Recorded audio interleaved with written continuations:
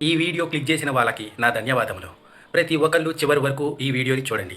ఇక వీడియోని ప్రారంభిద్దాం. ఈనాటి మన విశ్లేషణకు స్వాగతం. ఈరోజు మనం ఒక అత్యంత ఆసక్తికరమైన ప్రయాణం చేయబోతున్నాం.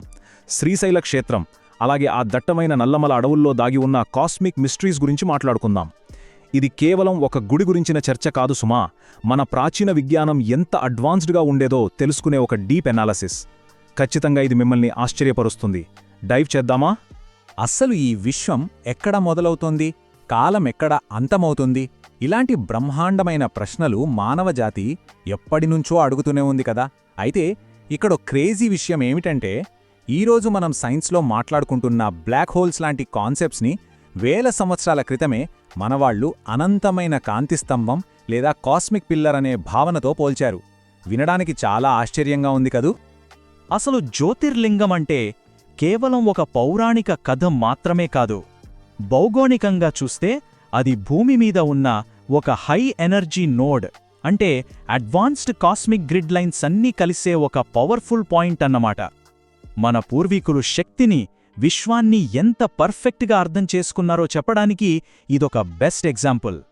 సరే, ఈరోజు మన విశ్లేషణలో 5 ముఖ్యమైన అంశాలను కవర్ చేయబోతున్నాం. Srisailam cosmic mystery, Nallamala natural shield, జ్యోతిర్లింగం శక్తిపీఠాల కలయిక, పాతాళగంగా ప్రాముఖ్యత, అలాగే ఛత్రపతి శివాజీ సరెండర్. ఈ అజెండా ఎలా ఉంటుందంటే, బయట ఉన్న దట్టమైన అడవి నుండి మనస్సును పూర్తిగా మార్చేసే అంతర్గత ప్రయాణంలా ఉంటుంది. ఓకే, మొదటి section the Srisailam cosmic mystery, an ancient intersection of energy. అసలు కృష్ణానదీ తీరాన ఏమాత్రం జనావాసాలు లేని అంతటి కష్టతరమైన ప్రదేశంలో ఈ ఆలయాన్ని ఎందుకు కట్టారనేది మనం ఆలోచించాల్సిన మొదటి పాయింట్. ఇక్కడ అసలు పాయింట్ ఏమిటంటే, భూమికి సంబంధించిన అయస్కాంత క్షేత్రం అంటే మ్యాగ్నెటిక్ ఫీల్డ్, అలాగే ఎనర్జీ గ్రిడ్ లైన్స్ ఎక్కడైతే పీక్ స్టేజ్లో చాలా బలంగా ఉంటాయో సరిగ్గా అక్కడే శ్రీశైలం ఉంది. ఇమాజిన్ చేసుకోండి, ఎలాంటి శాటిలైట్స్, ఆధునిక పరికరాలు లేని ఆ కాలంలోనే మన పూర్వీకులు ఇంతటి హై ఎనర్జీ నోడ్ని ఖచ్చితంగా ఎలా గుర్తించారో. ఇక రెండవ section Nallamala, the natural shield, a forest serving as N energy filter. ఇప్పుడు దట్టమైన నల్లమల అడవుల ప్రాముఖ్యత ఏంటో చూద్దాం. ఈ అడవి కేవలం చెట్లు, జంతువులు ఉండే ప్రదేశం మాత్రమే కాదు. సాంస్కృతికంగా చూస్తే ఇది శతాబ్దాలుగా ఎంతోమంది యోగులను కాపాడుతూ వస్తున్న ఒక అద్భుతమైన సహజ కవచం. ఈ అడవి గుండా చేసే కఠినమైన ఇంతవరకు వీడియో చూసినందుకు చాలా ధన్యవాదములు. మీకేమన్నా ఎటువంటి డౌట్లు ఉంటే ఆ డౌట్ని కింద కామెంట్లో మీరు పొందపరచండి. నేను ప్రతి దానికి రిప్లై ఇస్తాను. ఇక మిగతా వీడియోని సైకలాజికల్ ఫిల్టరేషన్ ప్రాసెస్గా డిజైన్ చేశారు.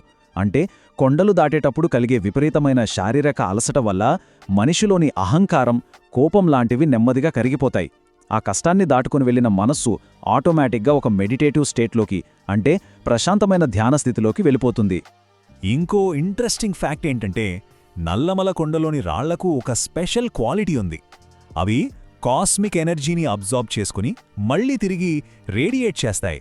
ఆ వైబ్రేషన్స్ వల్ల మన బ్రెయిన్ చాలా త్వరగా ప్రశాంతమైన స్టేట్కి చేరుకుంటుంది. అందుకే సాక్షాత్తు ఆదిశంకరాచార్యుల వారు కూడా తన ఆధ్యాత్మిక సాధన కోసం, శివానందలహరి రాయడం కోసం ఈ అడవుల్నే ఎంచుకున్నారు.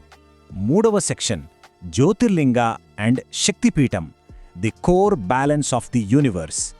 ఇప్పుడు దట్టమైన అడవి అనే ఫిల్టర్ను దాటుకుని నేరుగా శ్రీశైలం కోర్లోకి ఎంటర్ అవుతున్నాం. ఇక్కడ జ్యోతిర్లింగం, శక్తిపీఠం కలిసి ఉండే ఈ అరుదైన కలయిక వెనుకున్న అసలు రహస్యాన్ని డీకోడ్ చేద్దాం. మన పురాణాల ప్రకారం బ్రహ్మ, విష్ణువుల మధ్య వచ్చిన ఒక ఈగో క్లాష్లోంచి ఒక అంతులేని కాంతి స్తంభం ఉద్భవించింది. అయితే ఇది కేవలం ఒక కథ మాత్రమే కాదు సుమా. మనిషికుండే అహంకారానికి, అలాగే ఈ అనంతమైన విశ్వానికి ఆది, అంతం అనేవి లేవు అని చెప్పే ఒక అద్భుతమైన సైకలాజికల్ ట్రూత్ ఈ కథలో దాగి ఉంది. అసలు ఈ రెండు శక్తులు పక్కపక్కనే ఎందుకున్నాయో ఆలోచిస్తే భలే ఆశ్చర్యంగా అనిపిస్తుంది. ఒకవైపు ఉన్న శివుడు అంటే జ్యోతిర్లింగం, స్థిరత్వానికి, పొటెన్షియల్ ఎనర్జీకి లేదా మ్యాటర్కి సింబల్. మరోవైపున్న పార్వతీదేవి అంటే శక్తిపీఠం, కైనెటిక్ ఎనర్జీకి, చలనానికి ఒక రూపం. ఈ విశ్వం ఇంతవరకు వీడియో చూసినందుకు చాలా ధన్యవాదములు. మీకేమన్నా ఎటువంటి డౌట్లు ఉంటే ఆ డౌట్ని కింద కామెంట్లో మీరు పొందపరచండి. నేను ప్రతి దానికి రిప్లై ఇస్తాను. ఇక మిగతా వీడియోని అంటే మ్యాటర్ ఎనర్జీల మధ్య ఇలాంటి అద్భుతమైన బ్యాలెన్స్ ఉండాలని ఈ ప్రాంగణం మనకు చెబుతోంది. It's literally science meeting spirituality.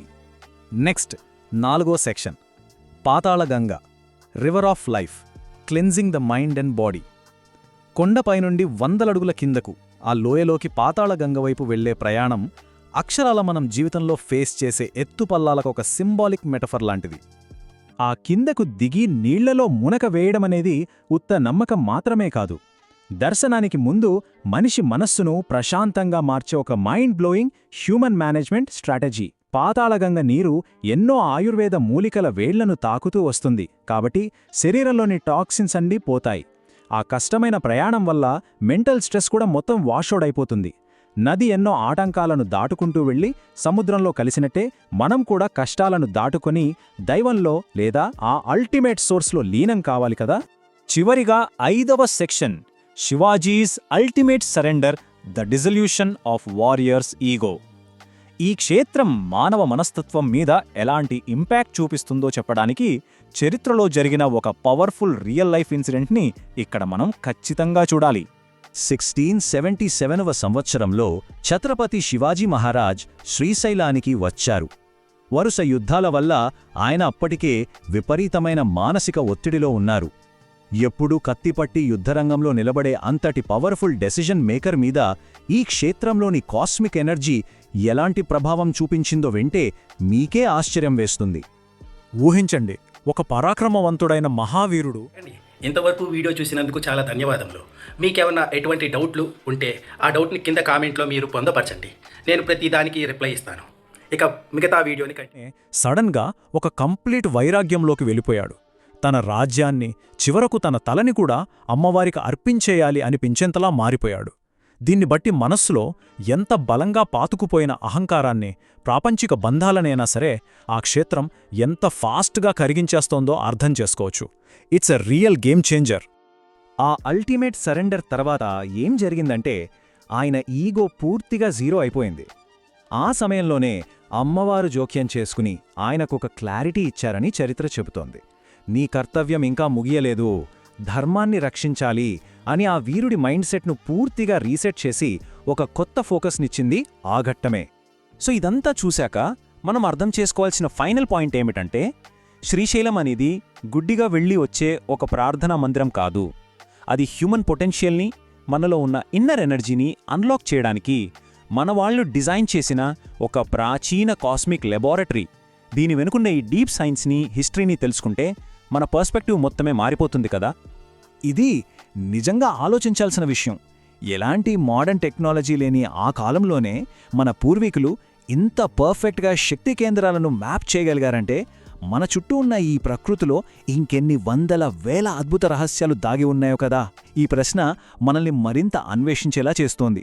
ఈ విశ్లేషణ మీకు ఒక కొత్త థాట్ ప్రాసెస్ని ఇచ్చిందని. వెళ్ళిపోకండి. ఇంతవరకు వీడియో చూశారు కదా, మీరు ఏమర్థం చేసుకున్నారో ఒక మాటలో కామెంట్ సెక్షన్లో రాయండి. నేను తిరిగి దానికి రిప్లై ఇస్తాను. ఇక సెలవు, తర్వాత వీడియోలో కలుసుకుందాం.